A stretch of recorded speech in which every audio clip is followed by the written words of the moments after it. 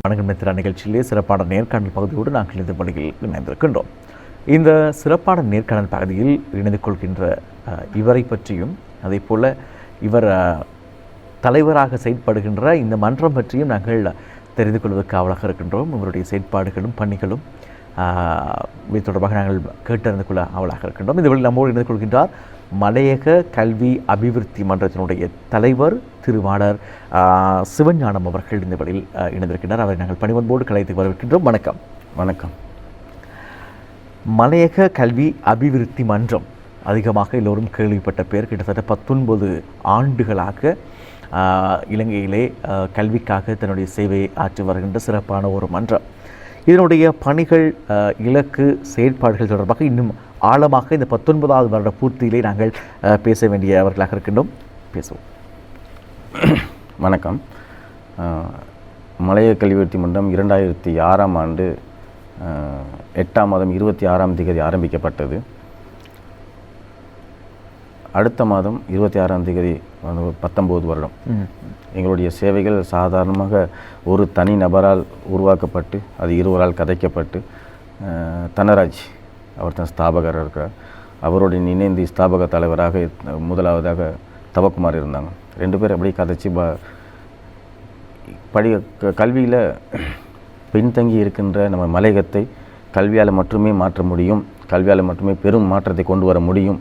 கல்வியை கொடுத்தா அவர்களுடைய தங்களது குடும்பத்தின் சகல தேவைகளையும் பூர்த்தி செய்யக்கூடியதாக இருக்கும் என்று எண்ணி இப்போ நாங்களாம் வந்து உயர்கல்வி கற்க சில பொருளாதார பின்னடைவுகள், பொருளாதார ஏற்றத்தாழ்வுகள் இருந்த அந்த காலகட்டத்தில் அடுத்து வரும் சந்ததியினருக்காக அல்லது எங்களது உறவுகளுக்காக நம்ம தான் படிக்கல அப்படின்னாலும் இளைஞர்கள்லாம் ஒன்று சேர்ந்து அவர்களுக்கு கல்வியை கொடுத்தால் ஆட்டோமேட்டிக்காக முழு மலையகம் மாற்றம் பெறும் என்ற ஒரு எண்ணத்தால் ஆரம்பிக்கப்பட்டு இன்னும் அடுத்த மாதம் 19வது வருடத்தை எட்டி கொண்டிருக்கின்றது.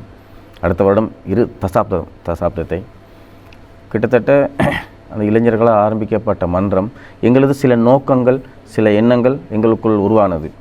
மலையகம் எங்கும் வீட்டுக்கு ஒரு பட்டதாரியை உருவாக்குவோம் என்ற ஒரு தொனிப்பொருளில் இன்று எங்களது சேவைகள் இடம்பெற்று கொண்டிருக்கின்றன. எங்களது சேவையில் திருவாளர் என் சீனிவாசகம் ஐயா, திருவாளர் R Maheswaran, M Ramajayam, M Seetharaman, R Balasubramaniam, Thiru Jayabalan, Thiru Krishnasamy, இப்போ தற்பொழுது 2 போசகர்கள் இணைந்திருக்கின்றார்கள்.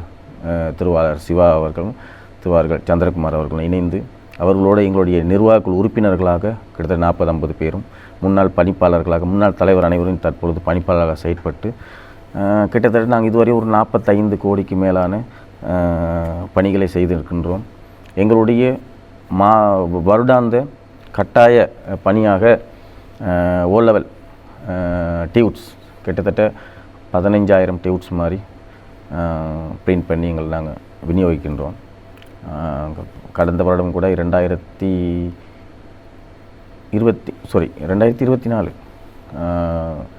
1.2 மில்லியன் கிட்டத்தட்ட 12 லட்சம் ரூபாய்க்கான அறிவொளி எங்களுடைய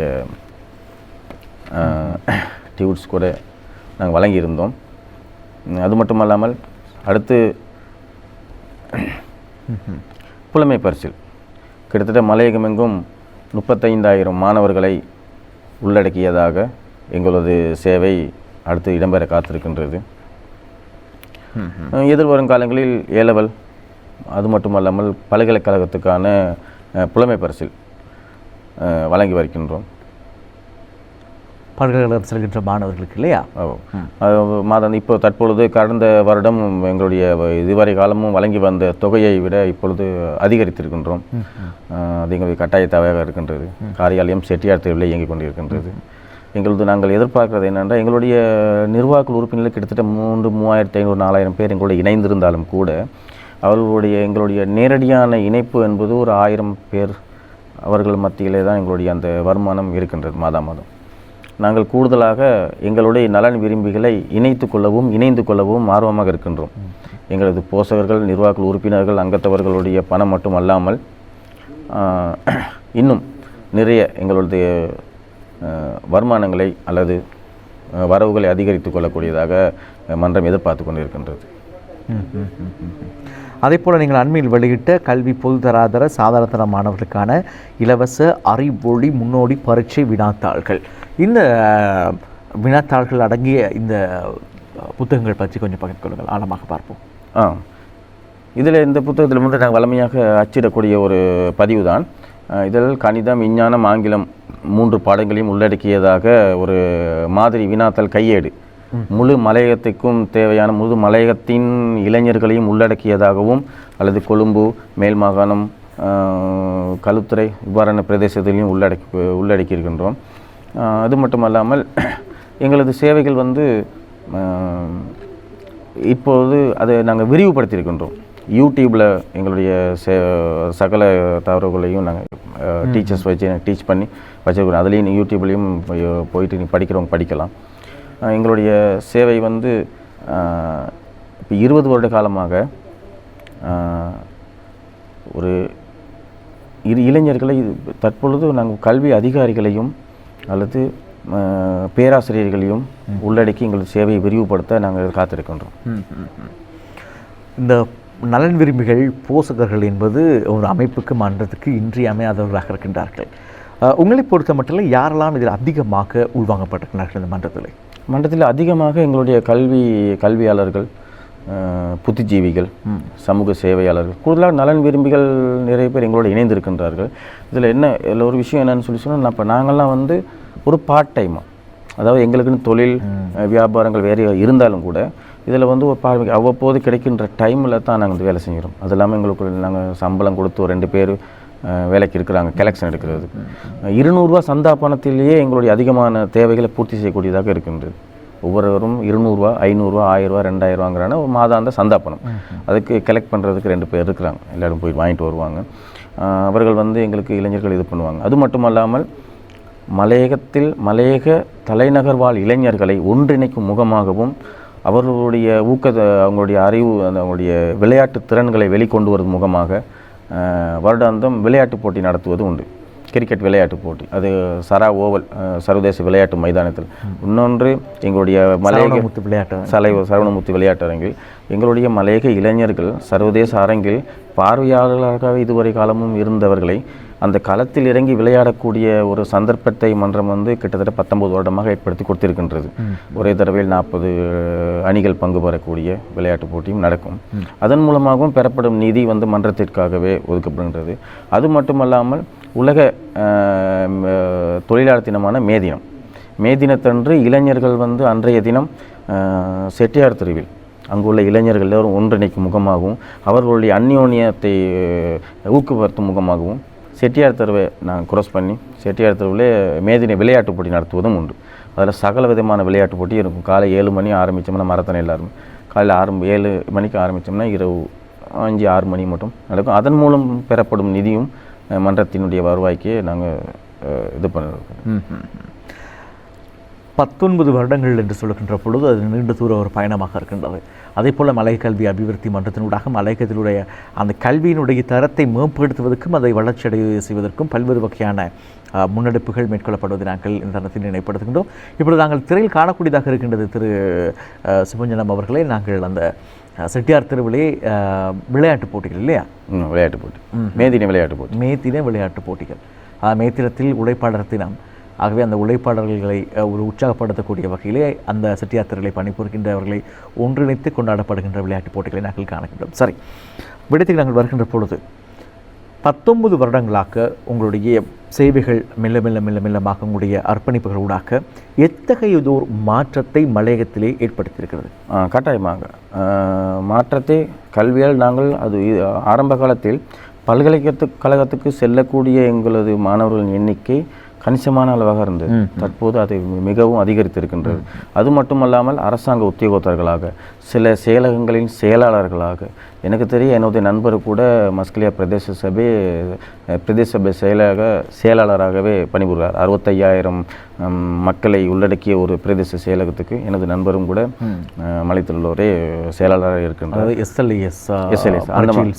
அவ்வாறான நாங்கள் பயிற்சி நிதியம் கூட ஒரு 3 நாள் வதிவிட பயிற்சியாக கிட்டத்தட்ட 15 லட்ச ரூபா செலவில் இப்பொழுது தற்பொழுது எதை எடுத்தாலும் செலவே அதற்கான இதுகளும் எங்களுடைய கணிசமான இதாக தான் இருக்கின்றது. அவ்வாறான சேவைகளும் செய்கிறது. அது மட்டுமல்லாமல் இப்பொழுது அரசாங்க உத்தியோகத்து சகல விதமான சேவைகளிலும் இருக்கின்றார்கள். ஓரளவு நாங்கள் அந்த இடைவேளை பாடசாலைக்கு சில இடைவேளைகளை கூடுதலாக நாங்களை கண்காணித்து அவர்களை தேடி பிடித்து அதை அந்த இடைவேளைகளை தடுக்கும் முகமாக அதற்கான ஒரு சொல்யூஷன், அது ஒரு பொறிமுறையும் உருவாக்கப்பட்டு செயற்படுத்தி வருகின்றோம். அது மட்டுமல்லாமல் மலையகத்தில் தற்பொழுது கட்டாயமாக ஏலவல் படிக்காமல் 100% கட்டாயமாக ஏலவல் படித்து தான் இருக்கிறாங்க. அந்த வகையில் எங்களுடைய சேவைகளுக்கு கிடைத்த ஒரு அங்கீகாரம். நாங்கள் பல்கலைக்கழக கிட்டத்தட்ட நாங்கள் 1500 மாணவர்கள் மேலான இதுவரை காலமும் 1500-2000 மாணவர்களுக்கு மேலே நாங்கள் புலமை பரிசு கொடுத்துருக்கின்றோம் மாதாந்த தொகை.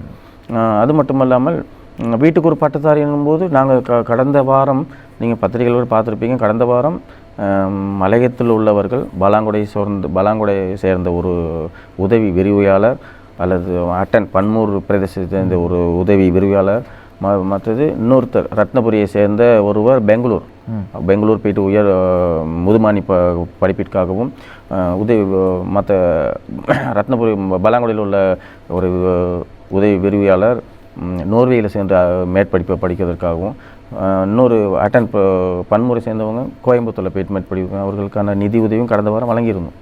2 லட்ச ரூபா மாதிரி அவங்களுக்கு வழங்கியிருந்தோம். அவங்களுடைய அதிக இந்த மாதிரி நிறைய பேர் நாங்களே வெளிக்கொண்டு வந்திருக்கிறோம். இன்றைக்கி இந்த விஜயன், சசிகுமார், அவர்கள் எப்பொழுதும் எங்களுடைய நிகழ்ச்சிக்கு வர சண்முகேஸ்வரன் மறக்காமல் நினைவுபடுத்துகின்ற ஒரு மன்றமாக மலை கல்வி அபிவிருத்தி மன்றம் இருக்கின்றது. இந்த மாதிரி இவ்வாறான செயல்கள் நாங்கள் நிறைய பார்த்து மலையக விளையாட்டு வீரர்கள் இல்லையா? இப்பொழுது சசிகுமார், மெய்யப்பன் சசிகுமார், விஜிந்த், ராகலை சேர்ந்த விஜின், அடுத்தது சண்முகேஸ்வரன் வந்து எங்களுடைய போசகளில் ஒருவர் ஆர் பாலசுப்ரமணியம் அவர் தான். அவரை ஒரு இடத்துல ஒரு சர்வீஸ் ஸ்டேஷனில் வேலை செய்தும் போது அவரை அடையாளம் கண்டு அவருக்கான ஊக்கத்தை கொடுத்து அவர் இந்த எங்களுடைய மேதின விளையாட்டு போட்டியில்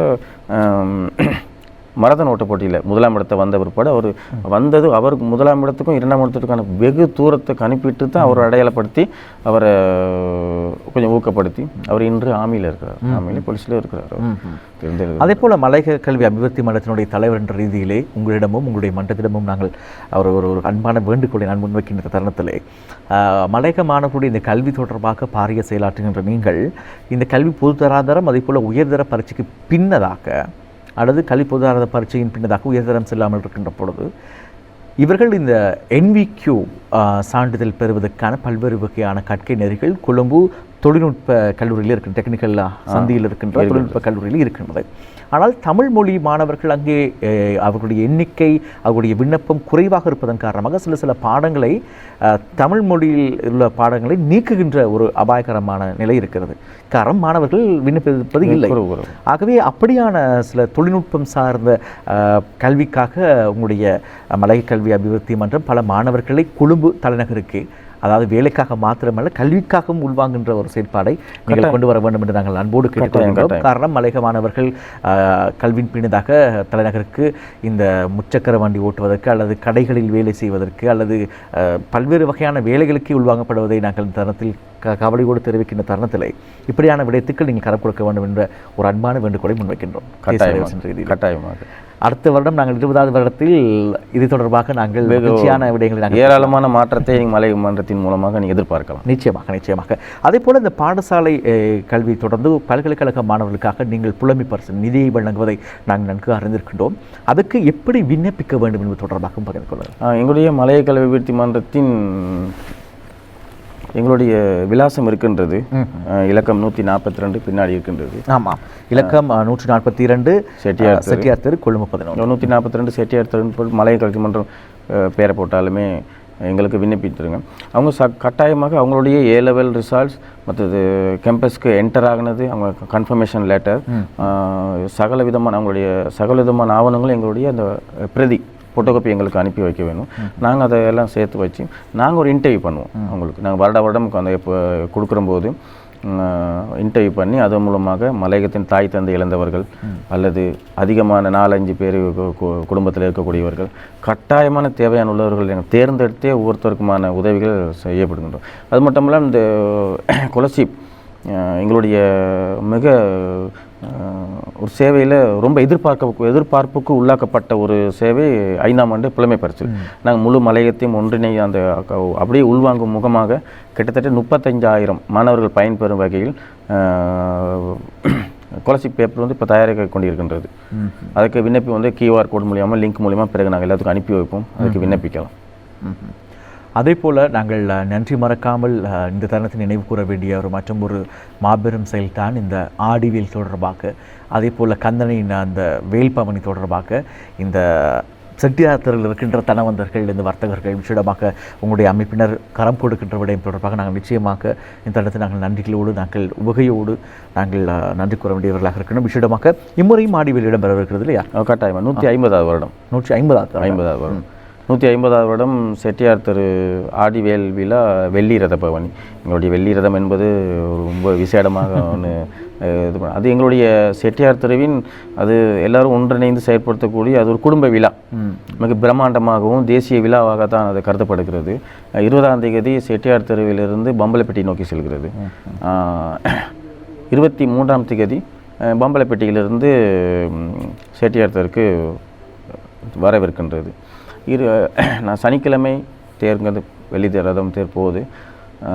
ஞாயிற்றுக்கிழமை மாலை தேச மங்கேற்கரசி அவங்களுடைய சொற்பொழிவு பம்பலப்பட்டி கதிரேசன் மண்டபத்திலும், மறுநாள் 22ஆம் தேதி அப்சராஸ் இன்னிசை குழுவில் மூக்குத்தி முருகன், ஸ்ரீநிதி இவர்கள் எல்லாம் வந்து பார்ட்டிசிபேட் பண்ணக்கூடிய எல்லோரும் வரலாம். 23ஆம் தேதி. ஆமாம். அது எங்கே இடம்பெறுகிறது? அது பம்பலப்பட்டி புதிய கதிரேசன் மண்டபத்தில் இடம்பெறுகிறது. இலவசமாக அனுமதி இலவசமாகவே ஈழமானவர்கள் சென்று அந்த பக்தி பரவச கீதத்தோடு நீங்களும் இணைந்து கொள்ள முடியும்.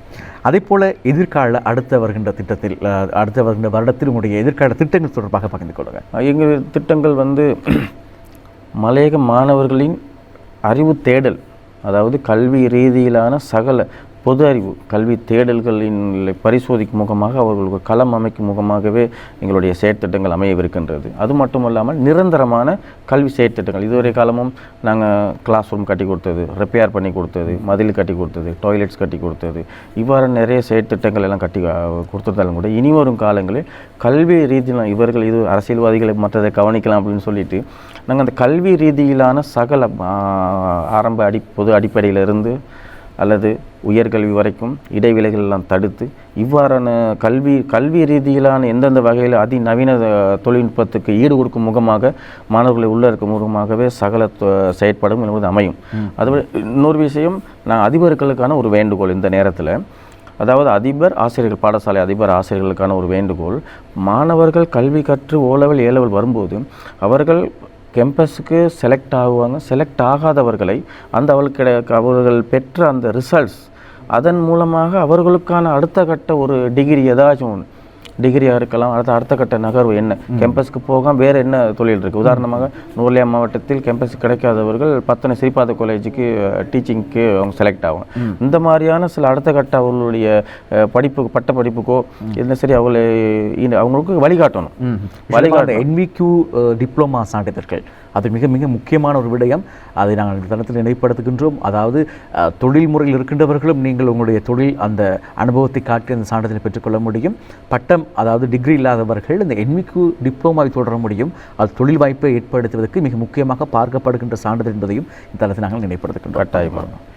கட்டாயமாக அது மட்டுமல்லாமல் அந்த மாணவர்கள் தற்பொழுது இப்போ கொழும்பு நகரில் அதாவது ஓலெவல் ஏலெவல் முடிச்சுட்டு வந்தாலும் கூட கேம்பஸ் கிடைக்காதவர்கள், அது குடும்ப சூழ்நிலைக்கான மேற்படிப்பை மேற்கொள்ள முடியாதவர்கள் தொழிலுக்கு தான் வராங்க.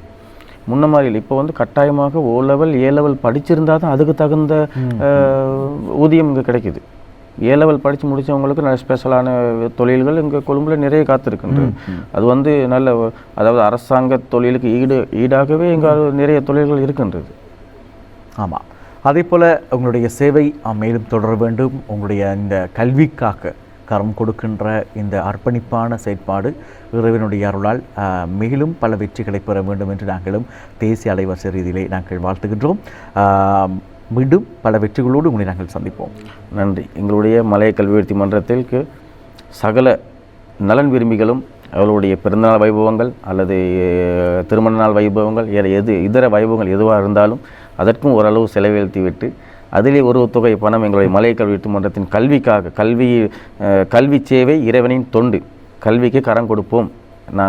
மலை கல்வி விருத்தி மன்றம் எங்களுடைய எல்லாம் இணைந்து போஷகர்கள், நிர்வாக உறுப்பினர்கள், நலன் பிரிவுகள் அனைவருக்கும் இந்நேரத்தில் நன்றியை தெரிவித்துக் கொள்கிறது மலையக கல்வி அபிவிருத்தி மன்றம். இன்று தினம் நம்மோடு இணைந்து கொண்டவர் மலைக்கல்வி அபிவிருத்தி மன்றத்தினுடைய தலைவர் அரியதாசன் சிவஞானம் அவர்கள். அவர்களுக்கு தேசிய அலைவரிசையின் ரீதியாக நன்றிகளையும் அதேபோல விஷேடமாக இந்த மன்றத்துக்கு மலைக்கல்வி அபிவிருத்தி மன்றத்துக்கு வாழ்த்துக்களையும் கூறி விடைபெறுகின்றோம். நன்றி. மீண்டும் மற்றும் ஒரு நாளில் சந்திப்போம். நன்றி, வணக்கம்.